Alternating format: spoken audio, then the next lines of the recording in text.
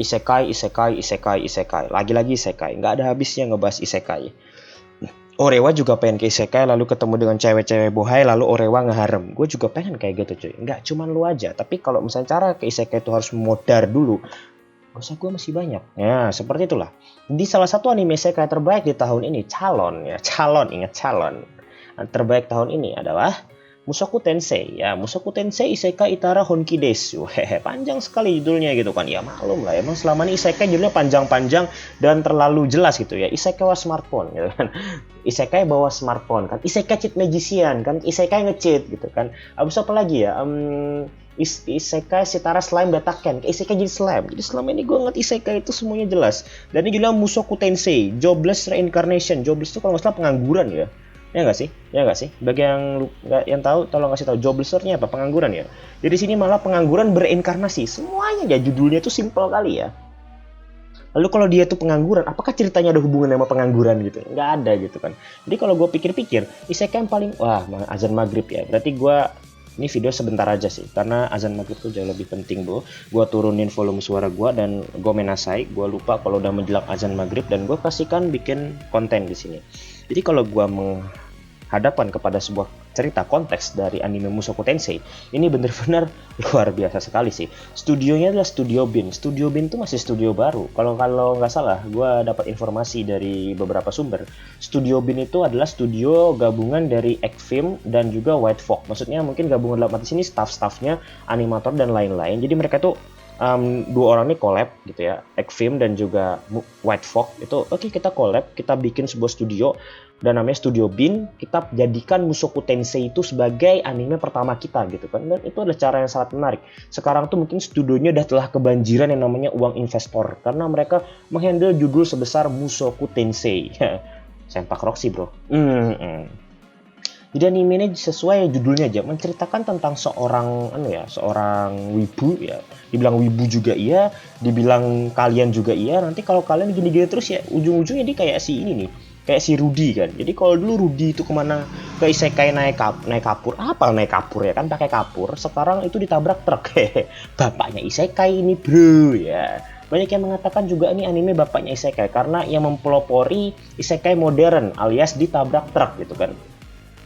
Sebenarnya gue juga jarang-jarang sih ngeliatin anime isekai itu ditabrak truk. Emang apa anime isekai yang ditabrak truk gitu ya? Selain Mushoku Tensei? Apakah Kazuma ditabrak truk? Enggak. Subaru juga nggak ditabrak truk. Tomoya juga enggak. Sato juga enggak. Siapa yang ditabrak truk bro? Yang telah jadi anime. Oke ya, mungkin belum jadi anime kali ya. Tapi kita tunggu aja anime-anime lain yang nanti akan ditabrak truk. Kenapa harus truk gitu kan? Kenapa nggak sepeda aja? Kenapa nggak ditabrak cewek cantik? Kenapa nggak kena tampol sama John Cena? Kan ada anime yang lain-lain gitu loh. Kenapa harus tabrak truk gitu kan? Jadi orang kalau ngeliat truk tuh, Orewa OTW Isekai mas bro gitu kan. Nggak keren mas coy. Tapi si Katanella itu memang kesukaan orang-orang. Dan kebetulan gue juga suka gitu kan. Jadi gue lanjut aja lagi ke review nih anime. Seperti yang gue kasih tahu, untuk yang namanya kualitas grafis gue nggak meragukan lagi. Tapi ada satu hal yang membuat gue sedikit nggak kurang nyaman, yaitu adalah kesannya ini masih kualitasnya masih tua. Ya, gue bilang kayak gini kenapa? Memang bagus, tapi gue melihat seperti kualitas di tahun 2016-an. Isekai Doran yang Raja Iblis dipanggil dua orang cewek cantik itu jauh lebih bagus gitu loh daripada ini. Gue jujur-jujuran aja, menurut gue kualitas visual dari anime isekai itu, Isekai Doran Majutsu itu menurut gue jauh lebih bagus daripada Mushoku Tensei. Tapi gue nggak tahu untuk di bagian action. Bukan ada beberapa yang fail, tapi gue merasa apakah ini memang disesuaikan dengan dunia setting fantasinya, ataukah ini disesuaikan lagi dengan alur ceritanya nanti. Isekai Doran itu komedi, jadinya dia jauh lebih cerah dan jauh lebih creamy gitu kan. Sedangkan di sini jauh lebih gelap. Jadi ingat Shingeki no Kyojin coy. Ya seperti itu. Mungkin karena menyesuaikan juga dengan cerita. Tapi kalau misalnya itu terjadi, gue bilang ini good job gitu kan. Kenapa? Karena kalau gue lihat seperti kualitas Akame ga Kill dulu, gue nggak ngada-ngada. Gue ngeliat loh, kok kayak nonton Akame ga Kill ya? Gue bilang gitu ketika gue melihat kualitas grafisnya gitu kan. Tapi as of far ini tetap bagus, tetap yang terbaik yang bisa diberikan oleh studionya. Kenapa? Studionya juga masih baru, jadi gue nggak bisa protes banyak. Tapi bagi gue ini juga cukup bagus banget. Anggap kalau 1 sampai 10 gue kasih 8,8. Wedeh, terlalu greget sekali ngasih 8,8 ya. Tapi gue harus menunggu lagi episode-episode berikutnya. Gue nggak bisa menilai sebuah kualitas grafis anime itu baru di episode awal. Gue nggak bisa seperti itu. Tapi itu masih gambaran pribadi gue. Berbeda dengan pendapat lo nggak apa-apa. Tapi ingat 8,8 itu tidak remedial. Lanjut lagi. Untuk pembawaan karakter, ini nih yang mantap, ini nih yang dewa, ini nih yang legend. Seakan-akan pengisi suaranya itu udah berpengalaman. Pengisi suara Roxy itu Chika Fujiwara. Pengisi suaranya Rudy itu Ruri Miyamoto dari Nisekoi. Dan juga yang narasiinnya itu Sugita Tomokazu. Bagi yang nggak tahu Sugita Tomokazu, itu pengisi suara Gin Toki dari Gintama. Untuk pengisi suara lainnya itu Morikawa Toshiyuki. Kalau nggak salah ini Hokage keempat alias Minato. Dan emaknya itu Kanemoto Hisako. Kanemoto Hisako itu yang musim ini juga mengisi suara Aoi Hinata di Jaku-chan, Tomozaki-kun. Dan juga yang ngisi suaranya Tendo Karen dari Gamers. Dan juga menggantiin Tanedarisa di Shokugeki no Soma. Berarti susunan pengisi suaranya aja udah legend-legend banget sih di mata gue gitu kan.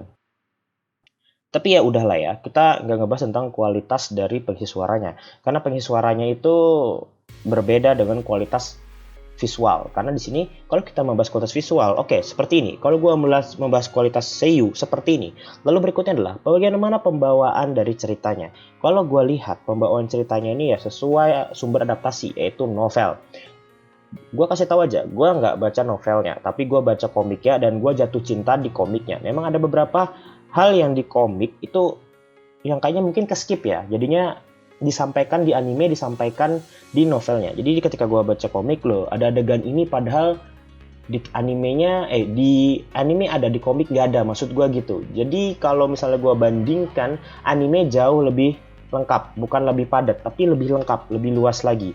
Makanya kalau dibilang anime ini akan berjalan sepanjang 2 season. Karena sudah dikonfirmasi untuk season 2-nya ya. Ini di sini ada informasinya, sequel Mushoku Tensei Isara Itara Honki Desu 2 season yang akan tayang juga. Artinya telah dikonfirmasi season 2. Dan untuk season 1-nya kita nggak tahu akan dapat berapa banyak episode. Tapi menurut gua pribadi bakal dapat 12 episode. Kenapa 12? Karena rilisnya itu di minggu kedua di setiap bulan ya. Biasa kalau dia rilisnya tanggal 3, tanggal 4, mungkin 13, tapi kan rilisnya tanggal 11, kemungkinan dapatnya itu 12 episode. Itu menurut kebiasaan dari hal-hal yang gue perhatikan selama ini gitu kan. Oke lah, kalau begitu mendapatkan 2 season, artinya kita udah menyadari ada minimal 24 episode yang akan ditayangkan. Nah, dari situ kita sudah menyadari juga apakah nanti ceritanya itu akan padat ataukah nanti akan diselesaikan juga di situ. Kalau gue melihat dari episode 1 itu gue sudah bisa memspekulasikan aja, bukan memperkirakan, susah banget bahasa gue. Intinya adalah ceritanya itu benar-benar akan diluaskan, jadi nggak dipadetin ya. Jadi setiap cerita-cerita yang ada, bahkan hal-hal yang nggak penting itu pun nanti akan dimasukkan ke animenya. Dan itu bagus, tapi takutnya jadi boring gitu kan. Nah, perihal seperti itu nikmati saja pelan-pelan. Karena disitulah yang akan buat menariknya. Apakah mau dipadatkan? Yang penting-pentingnya jadi anime, ataukah adaptasi penuh? Bahkan sampai dia bilang Kimochi adaptasi juga. Pas dia lagi anu-anuan adaptasi juga dan lain-lain seperti itu. Tapi yang terjadi adalah anu-anuan yang nggak diadaptasi. Nah, seperti itu. Oke ya, karena sudah maghrib, daripada ngomong kayak gini terus, mending gue stop dulu, gue bahas lagi di episode yang lain, di video gue yang lain. Ini masih pendapat gue tentang episode pertama, 2, 3, 4 nanti menyusul, karena gue juga harus bikin pendapat tentang anime-anime lainnya. Jadi buat temen-temen yang musim ini mungkin nanya, bang, pendapat tentang Kemono Jihen, Hataraku Saibo, lalu juga anime-anime Gekidol, anime underrated, dan juga lain-lain, silahkan komentar aja. Insya Allah gue buatin, dan juga nanti perihal kapan gue buatin, pasti secepatnya. Tapi perihal kapan akan di-upload videonya itu beda lagi ya. Oke, terima kasih telah menonton. I'm CRY and see you next time.